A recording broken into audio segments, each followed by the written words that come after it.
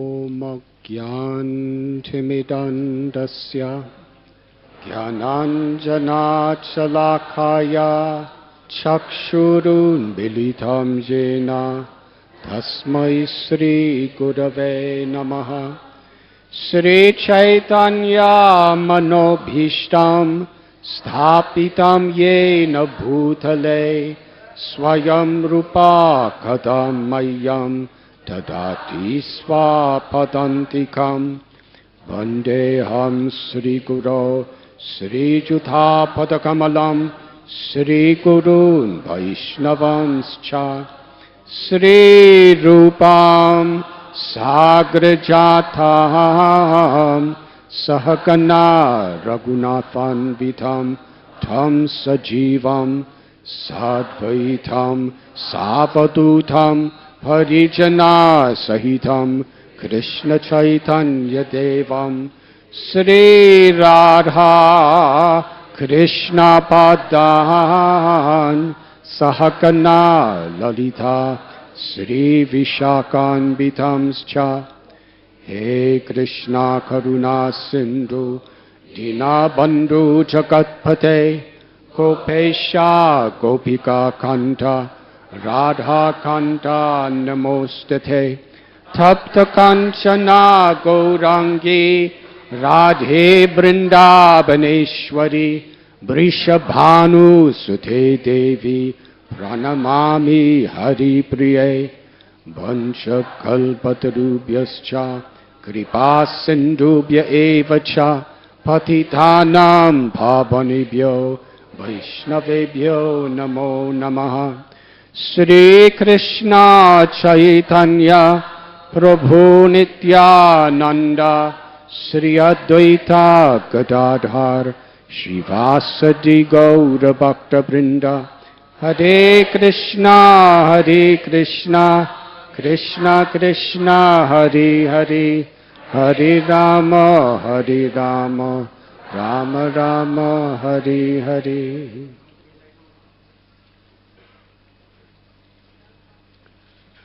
They could be more silent back there.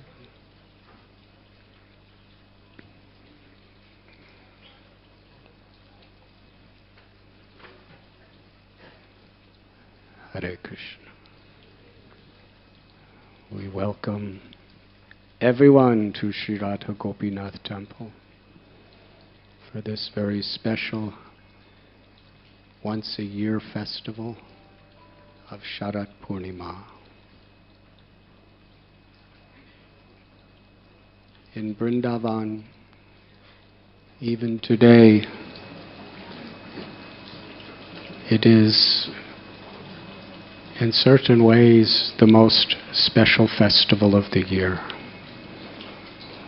where each and every temple bring their deities into gardens and forests, and courtyards in the moonlight, with beautiful offerings, beautiful songs, to celebrate this event. And we're very honored this year to have special guests on this special day. In Philadelphia, Pennsylvania, USA, the presiding deities are Shri Radha Sharat Bihari, which means Radharani and Krishna who enjoys the full moon rasa dance of the month of Sharat. And since the early 70s, that extraordinary personality who has been doing seva for those deities is with us. Let us welcome Rabindra Swarup Prabhu.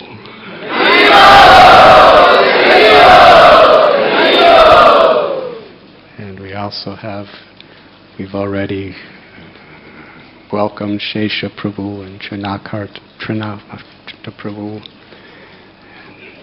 Karta Mataji, Virabahu Prabhu, Kavichandra Swami Maharaj, Nartaki, and to all of you.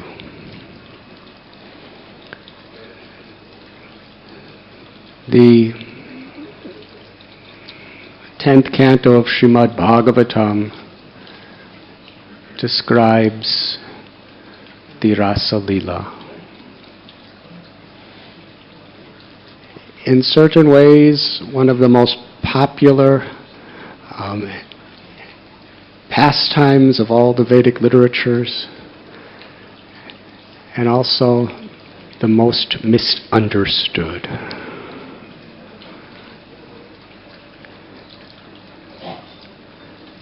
Srila Prabhupada and our acharyas have taught that Vyasadeva, the literary incarnation of Krishna,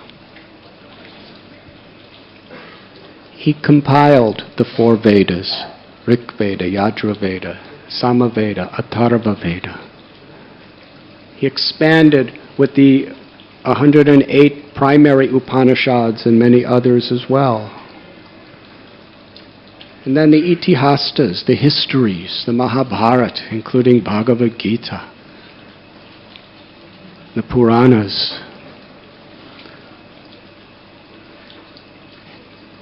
And extracted the essence from all this knowledge, all this history, all this tradition, and wrote the Vedanta Sutras.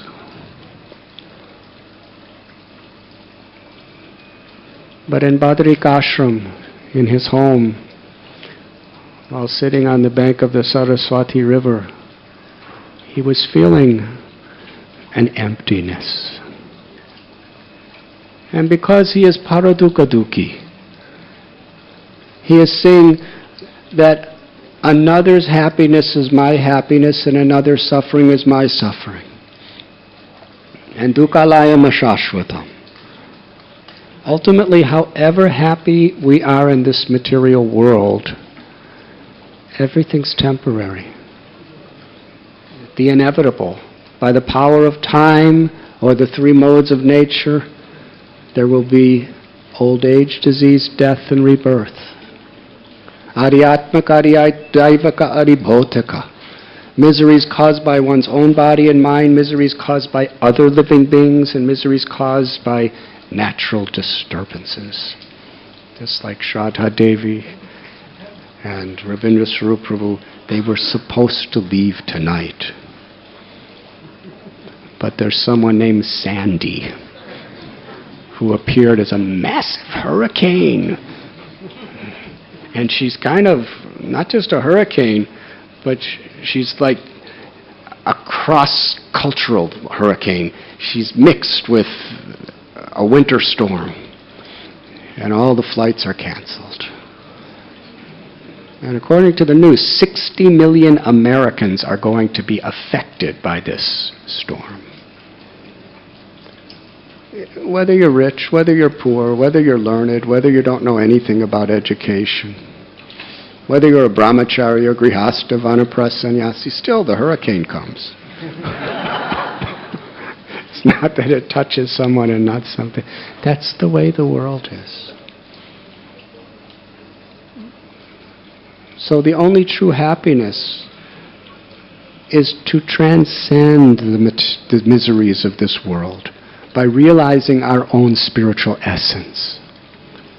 Mamaivam so jiva loke jiva bhuta sanatana. That we're all part and parcel of Krishna. Nitya siddha Krishna prema sajja kabuna. Love of Krishna is within everyone's heart.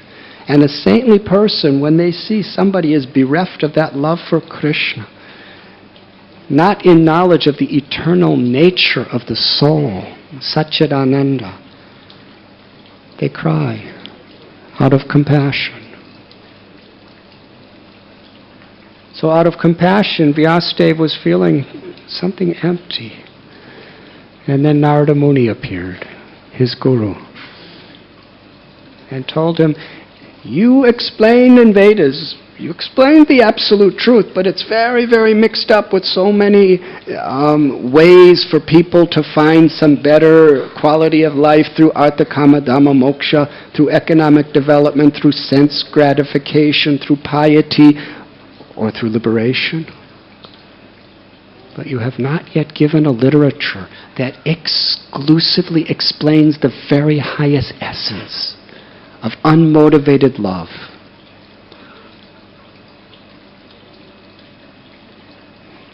And with this inspiration, Vedavyas wrote his commentary of the Vedanta Sutra. The essence of all knowledge in a beautiful form of the Srimad Bhagavatam. Dharma Parochita Kaitarva. That the very beginning he says that this scripture kicks out all subordinate or cheating religious principles. Anything less than the ultimate goal of unmotivated, uninterrupted, loving devotional service to the Supreme Lord is not going to be discussed here. Savai pungshang parodharmo yato bhaktirarhokshaje ahoitaki apratihata yayatma suprasidati. He tells us from the beginning that the supreme occupation or dharma, the supreme religion for all living beings, is that which brings about unmotivated, uninterrupted, loving service to the Supreme Truth, or Krishna. And in the Srimad Bhagavatam, there are such histories of such exalted devotees and their loving relationship with the Lord.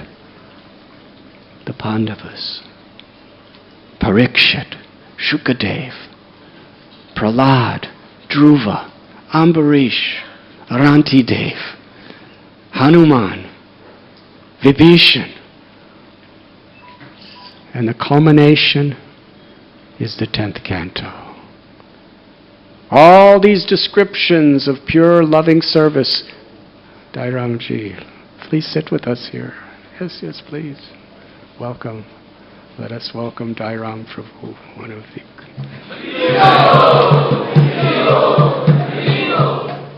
Much louder than that, please.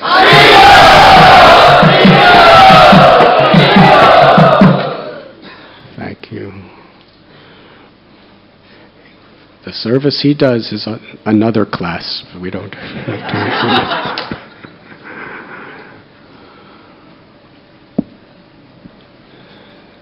And the culmination is Krishna, who appears in his all beautiful, all merciful, all loving original form. In the first canto, Krishna, Ete Changsha Kalapungsha Krishnastu Bhagavan Swaya. That there are many incarnations, many avatars, many ways that the Lord appears within this world over history to reestablish religious principles, to protect the innocent, to annihilate ignorance in the ignorance. Paritranaya sadhunam vinashaya chaduskritam dharma samstapanarthaya sambhavami juge juge. What the Bhagavatam claims, but the original, complete fullness of the absolute truth is Krishna, who's all attractive. And he descends into this world. And we read about Krishna's beautiful appearance in the world, his childlike pastimes, where he's a little baby crawling, learning to walk. And as soon as he starts walking, he's stealing butter from gopis. And meanwhile, every day or so, he's killing some gigantic asura.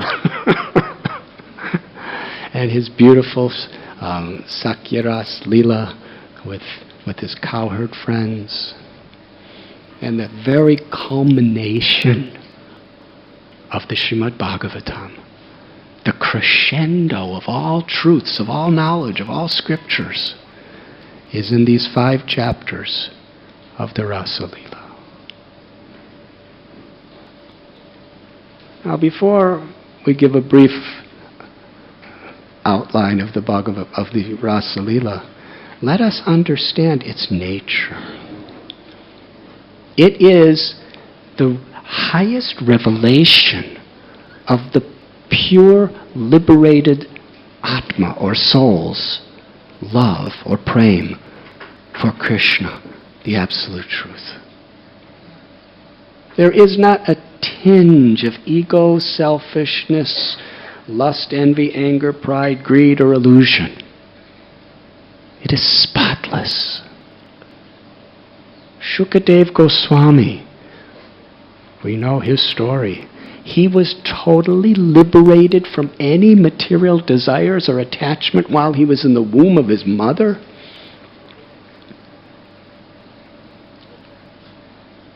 And even the greatest sages throughout the world were assembled to Parikshit Maharaj's last 7 days. They all considered Shukadev so pure, so liberated, that he was the most qualified of anyone in the universe to speak. Shukadev Goswami, how he honors and worships this Ras Leela as the highest expression of pure love. In fact, he tells that anyone with sincere faith, and it takes years to develop this sincere faith, anyone who with sincere faith hears this story becomes completely cleansed of any materialistic, egoistic desires. That is the purity. And Sri Chaitanya Mahaprabhu, who is the crushed jewel of all sannyasis, he taught us that there is no yogis, there is no transcendentalists who have achieved such a high peak of spiritual realization as the gopis of Vrindavan, who are simple cowherd girls, who simply know nothing but their love for Krishna.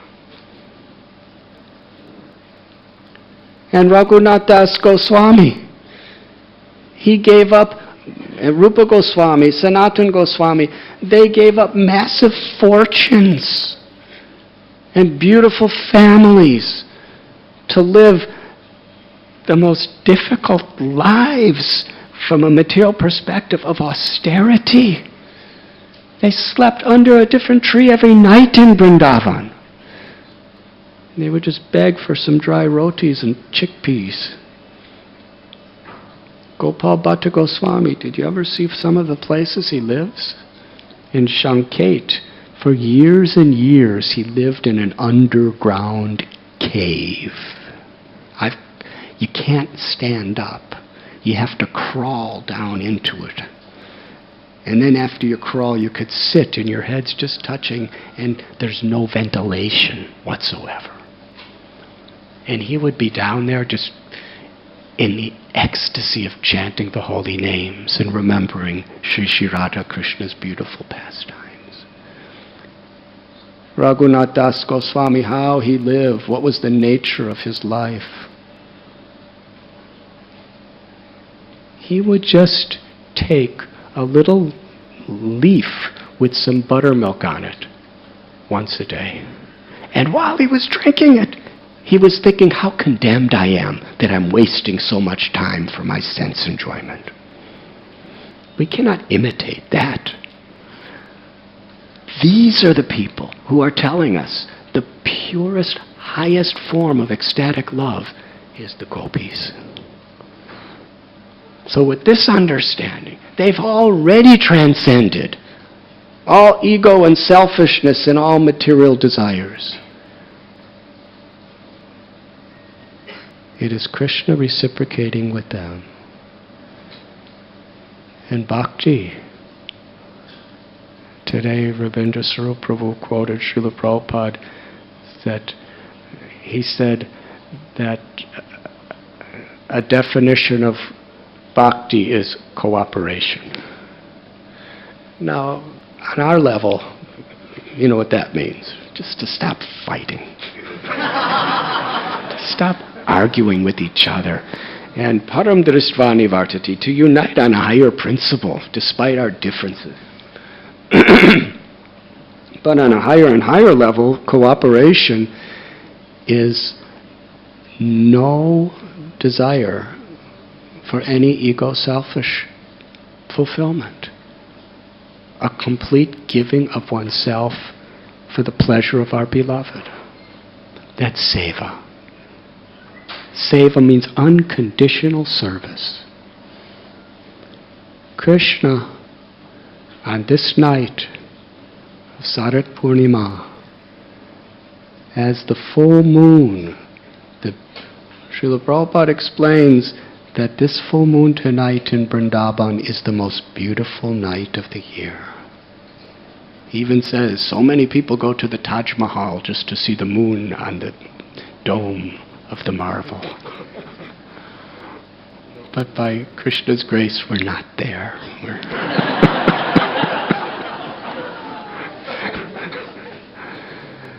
And when Krishna saw the beautiful full moon, the Vrindavan Chandra, the moon of Vrindavan rising, and its rays just opening up the special fragrant lotus flowers in the Yamuna. And the moon was enticing the jasmine, the malati flowers to open and spread nectarine fragrances. And the moon was inducing the peacocks and the parrots to be singing beautiful songs.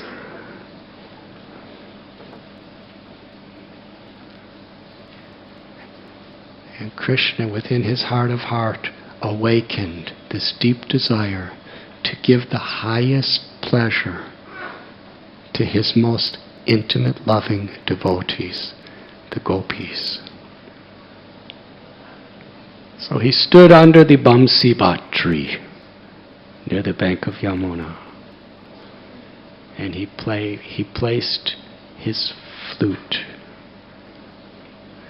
to his lips, which are brilliant and shining like the bimba fruit. And the love of his heart poured in the form of his breath through the holes of the flute. And that love of his heart, when it went through the holes of his flute, it transformed into a beautiful song. It was literally Krishna's infinite love for his gopis manifesting in a sound vibration that was so sweet.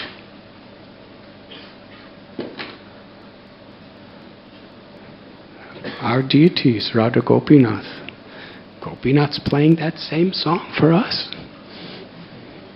But we have to have the ears, we have to have the love to hear it. And when that beautiful flute song spread through the environment of Sri Braj Bhumi, it entered into the ears of gopis and then literally stole their hearts. He was calling for them. And for gopis, they manifested the supreme excellence of renunciation. They put aside anything and everything, and ran to the forest to reciprocate with Krishna. Krishna was playing the flute simply to make them happy, and they were going only to make him happy.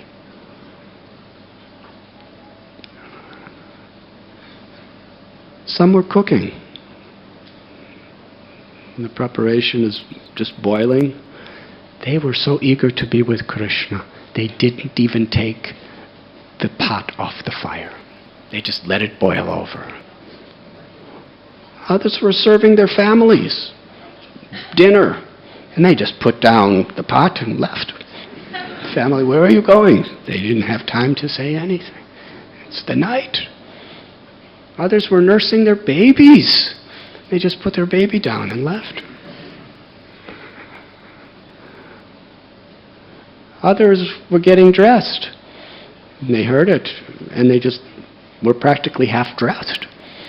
They knew they had to get dressed, But they were in such a rush, they put the top part of their clothing on the bottom part of their body and the bottom part on the top, and I don't know what that looked like, but they ran to the forest.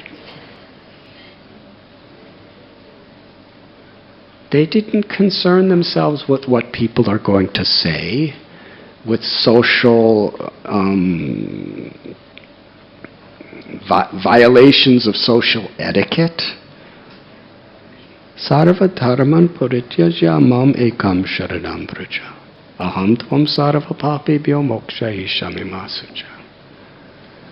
Our acharyas explain this is the very essence of the personification of this verse on the highest level. Abandon all varieties of dharma and just surrender to me. Because they did it with pure love. And through the night forest, they arrived on the bank of Yamuna, where they met with Krishna. And Krishna was so happy to see them. He smiled and he glanced.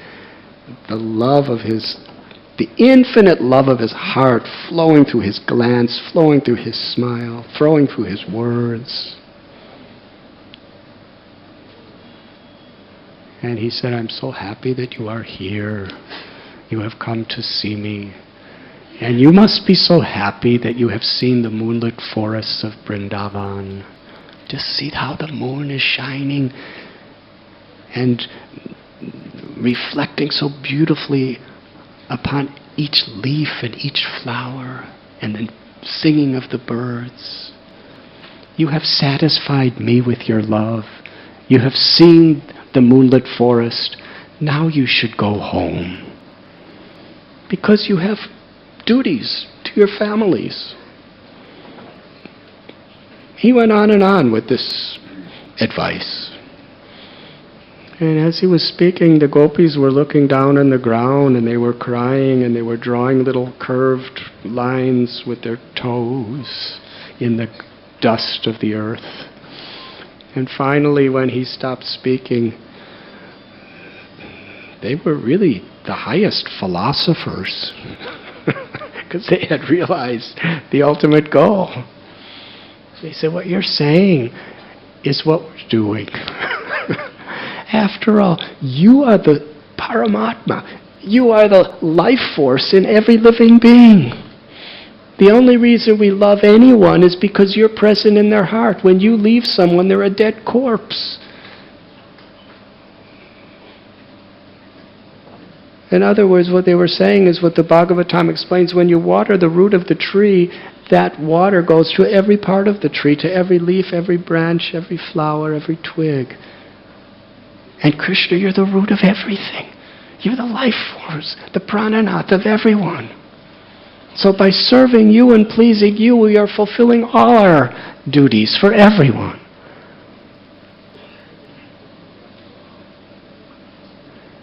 And Krishna was so pleased, he accepted.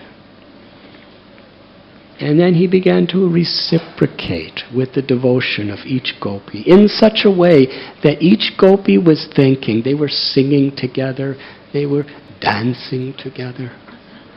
Each gopi was thinking, Krishna's only with me. Krishna's Rasa Bihari. When it comes to ras or spiritual relationships, Krishna can perfectly, fully, ever increasingly satisfy all of his devotees. See, you and me, if we pay attention to someone, then we can't pay attention to someone else. But Krishna, in the spiritual world, there are unlimited devotees in so many forms, with so many personalities, and Krishna simultaneously, intimately, everyone is thinking Krishna's with me. That's Krishna's power. Can you imagine having a lover like this? One of the expansions of Krishna in his Vasudev feature in Dwarka was living with 16,108 queens simultaneously. But in the highest realm of love, Vrindavan, each gopi was thinking, Krishna's just with me.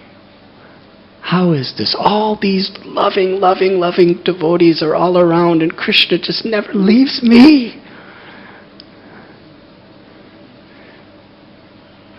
Krishna, when he performs his leelas, there are so many levels of ras and also philosophical, social, characteristically instructive lessons as well. Krishna wanted to show the world he will not tolerate pride in a devotee. And what is pride? I am better than everyone else. The gopis were thinking like this, in a very pure way, that I must be better than everyone else because he's only with me. At that moment, Krishna disappeared from everyone. And the gopis were completely humbled. Of course, this was not material pride. But for those of us with material pride, this is the lesson we have to learn. Krishna leaves us when we give in to our false egos.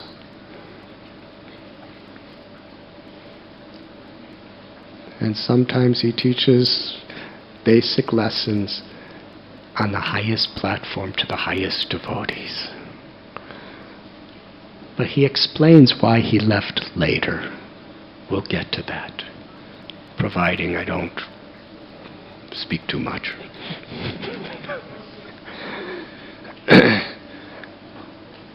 When Krishna disappeared, the gopis went completely mad in separation.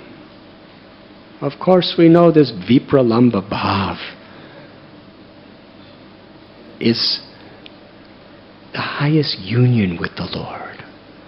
There's sambhog and vipralamba, the love of meeting Krishna and the love of being in separation from Krishna. And the two forever nourish the sweetness of the other. Because for a sincere devotee, Krishna is never separate. But that appearance of being physically separate causes the devotee, in those feelings of apparent unhappiness, to go deeper and deeper and deeper into their heart, where in remembering Krishna, Krishna is embracing them at the very core of their very souls. That is vipralamba. They were so intoxicated with their love for Krishna, they began to search. They were asking each and every tree of the forest. They left the bank of the Yamuna and went deeper and deeper into the forest. Oh, tamal tree. Oh, banyan tree. Oh, kadamba tree. Have you seen the son of Nanda Maharaj?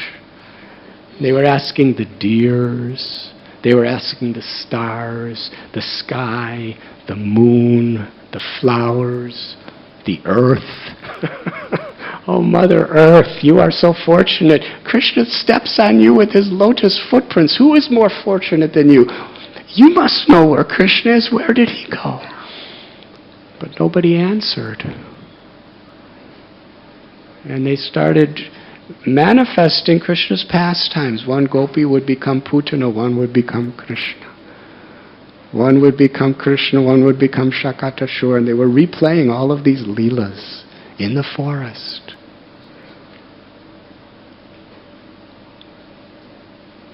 And as they were going deeper and deeper, they found another set of footprints next to Krishna's.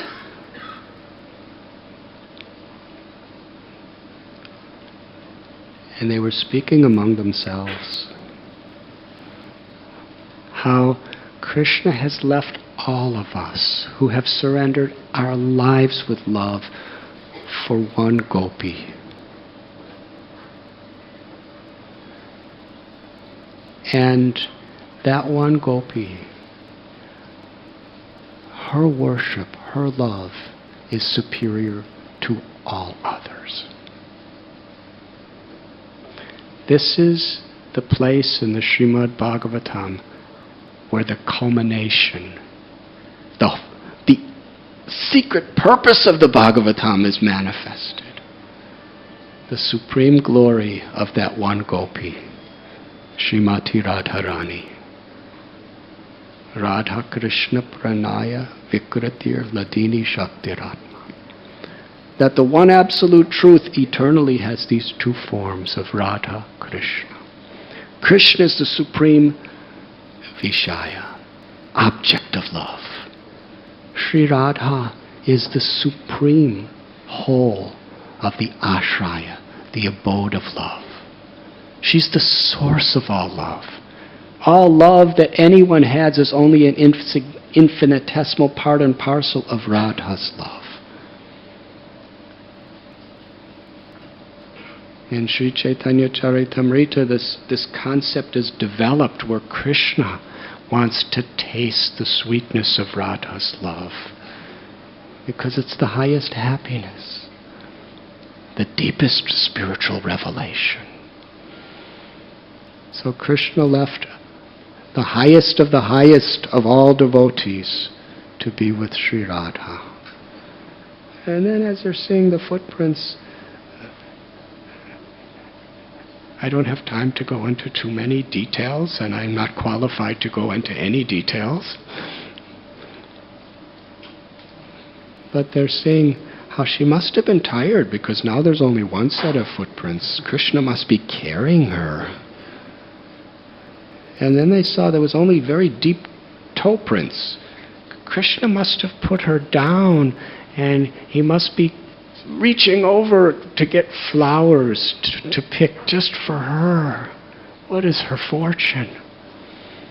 And here we see from the ground, the prints, that Krishna must have taken all those flowers to decorate her hair.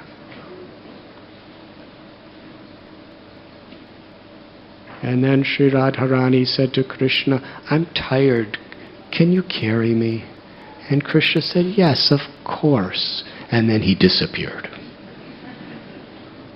Because she started thinking that I'm better than all the other gopis. Look at what Krishna's doing for me. Even Radharani can't get away with false pride in this way, but this is not false pride, but that's what we have to learn from it. It's pure pride. So then they see Radharani sitting and crying. And she tells the whole story to the other gopis, and they're searching for Krishna. And they come to a place so deep in the forest, the trees were so thick that not a single beam of moonlight can get through it. It was pitch dark. They couldn't even see his footprints.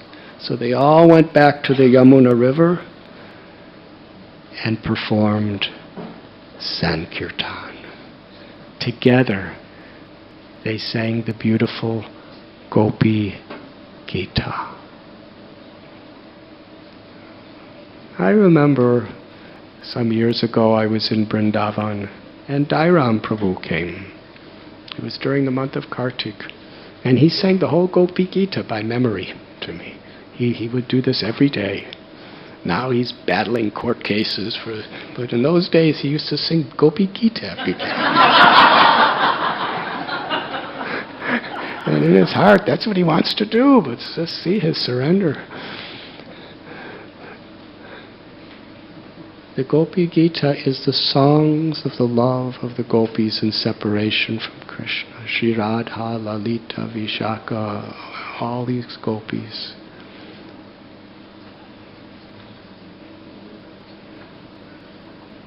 And as they were singing together, Sankirtan, they were crying out the glories of Krishna. They were crying out the sweetness and the beauty and the mercy of Krishna. And they're especially crying out Krishna's love for his devotees. And in that one verse, Tavakatam ritam tapta jivanam, they express the nectarine sound vibration of Krishna's names, glories, and pastimes is so sweet. It can purify all people's hearts. It can conquer our minds and awaken our love. And those who are spreading these glories of Hari Katha, They are the most merciful bestowers of good fortune to the whole world. And when we read this, we think of Srila Prabhupada, who spread the glories of Krishna all over the world, through his books, through his lectures, through his projects, through his devotees. As they were singing with such emotion, with such love together, they were literally crying for Krishna. And at that moment, Krishna, on the bank of the Yamuna, appeared and smiled upon them. And they all started reciprocating with his glances and his smiles. It was heart-to-heart love, and every expression and everything they did with their body was the love of their souls.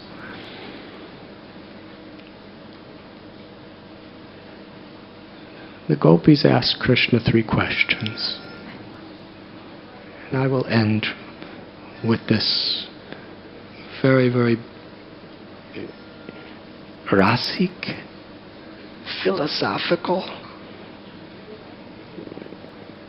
explanation of what is true love and what is the nature of Krishna's love. The gopis said that some people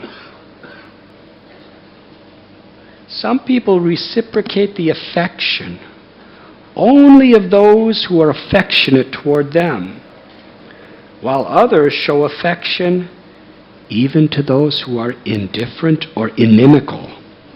And yet others will not show affection toward anyone. Dear Krishna, please properly explain this matter to us.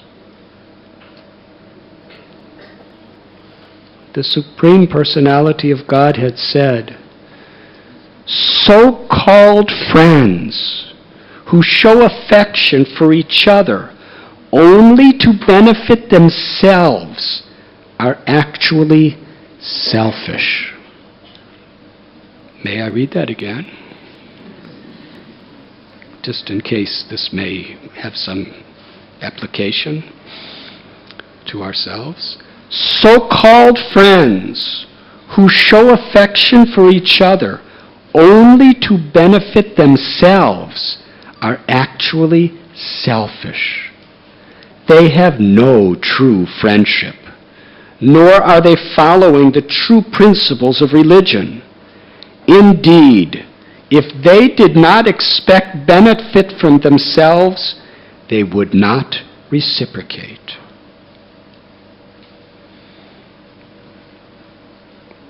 Krishna continues,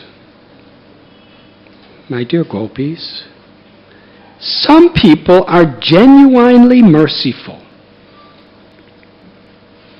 He's speaking second example of gopis. We remember the first one was some people reciprocate affection with those who are affectionate toward them. Krishna said they are selfish. So-called friends, because it was more about themselves. Some people, they asked, they show affection to everyone, even those who are inimical or indifferent to them. Krishna says these people are genuinely merciful, or like parents, naturally affectionate. Such persons who devotedly serve even those who fail to reciprocate with them are following the true faultless path of religion, and they are true well-wishers. The third category the gopis asked about was those who don't show affection to anyone. Krishna says, then there are those individuals who are spiritually self-satisfied, materially fulfilled, or by nature ungrateful or simply envious of superiors. Such persons will not love even those who love them. What to speak of those who are inimical? Those who are spiritually self-satisfied. They don't want to get entangled in all these such relationships. So some of those people, they don't reciprocate affection with anybody. Those who are very temporarily, materially fulfilled, they don't need anything from anyone. So they don't reciprocate affection with them. And then there are those who are envious, even of well-wishers. Somebody has something more than me, more fame, better skills, more beauty, more wealth, whatever it may be, even if they're affectionate toward you. Envious. Or those who are arrogant. And Srila Prabhupada says, Krishna explains here, those who are simply ungrateful.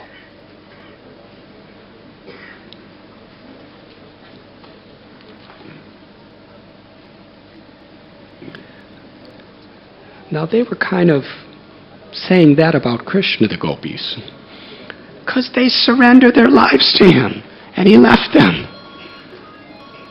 Krishna continues. But the reason I do not immediately reciprocate the affection of living beings, even when they worship me, O gopis, is that I want to intensify their loving devotion. Then they become like a poor man who has gained some wealth and then lost it, and who thus becomes so anxious about it that he can think of nothing else. My dear girls, understanding that simply for my sake you had rejected the authority of worldly opinion, of the Vedas, and of your relatives, I acted as I did only to increase your attachment to me. Even when I removed myself from your sight by suddenly disappearing, I never stopped loving you. Therefore, my beloved gopis, please do not harbor any bad feelings toward me, your beloved. Napadayeham niravadya samyujam. I am not able to repay my debt for your spotless service, even within a lifetime of Brahma. Your connection with me is beyond reproach. You have worshipped me cutting off all domestic ties, which are difficult to break. Therefore, please let your own glorious deeds be your compensation.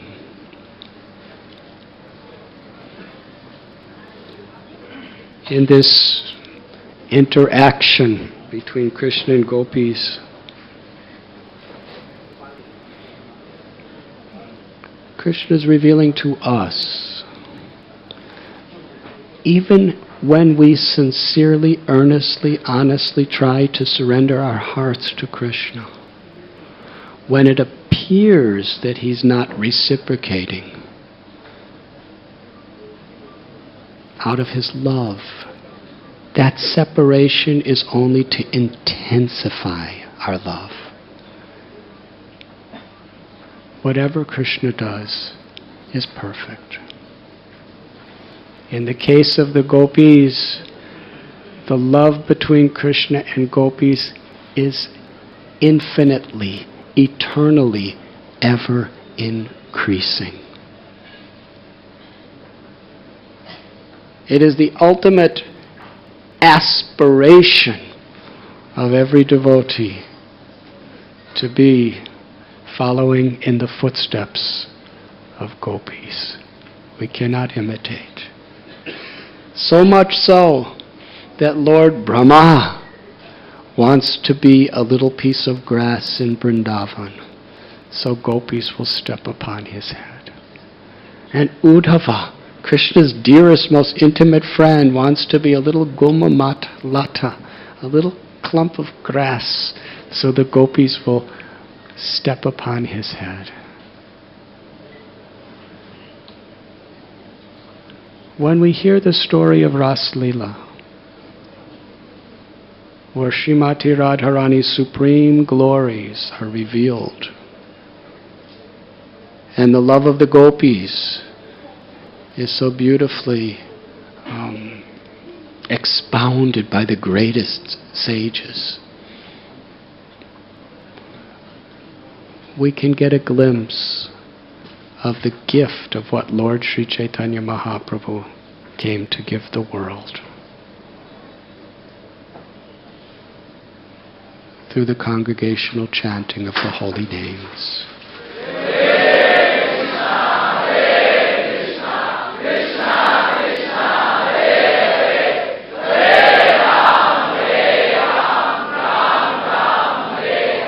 And we can gain a glimpse of what Srila Prabhupada came to give the world. The nature of the gopis, they never thought they were great. They simply served with love, with such simple, pure love. That is our ultimate aspiration, to simply serve with pure love. And now, Sri Sri Radha Gopinath are about to reveal, once a year only, this special Sarat Purnima Darshan. And with our hearts of hearts, we will express our gratitude and express our will to follow in their footsteps by surrendering our selfishness, our egos, for the highest goal of the pleasure of the Lord. And we will celebrate through our prayers and through our song. Thank you very much.